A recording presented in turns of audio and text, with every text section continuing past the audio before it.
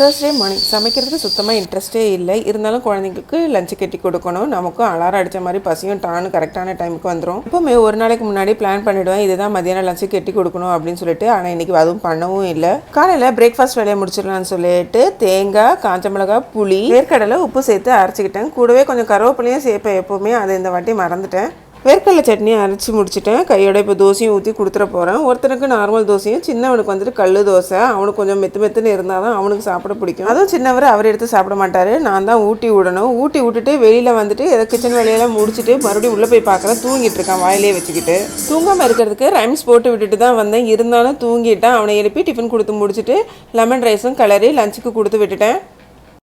ஆரி work பண்ணுறதுக்காக neck அவங்களே mark பண்ணி கொடுத்தாங்க, இந்த சைஸுக்கு வேணும்னு சொல்லிட்டு. அப்புறமேட்டு எனக்கு ரொம்ப நெக்கு லோ ஆகிடுச்சதுனால மேலே ஏற்றி தைச்சிக்கிட்டேன். அதுக்கேற்ற மாதிரி நீங்களே எதாவது அட்ஜஸ்ட் பண்ணி தைச்சி தர முடியுமான்னு சொன்னனால இந்த மாதிரி பீட்ஸ் ஒர்க்கை நான் அவங்களுக்கு பண்ணி கொடுத்தேன்.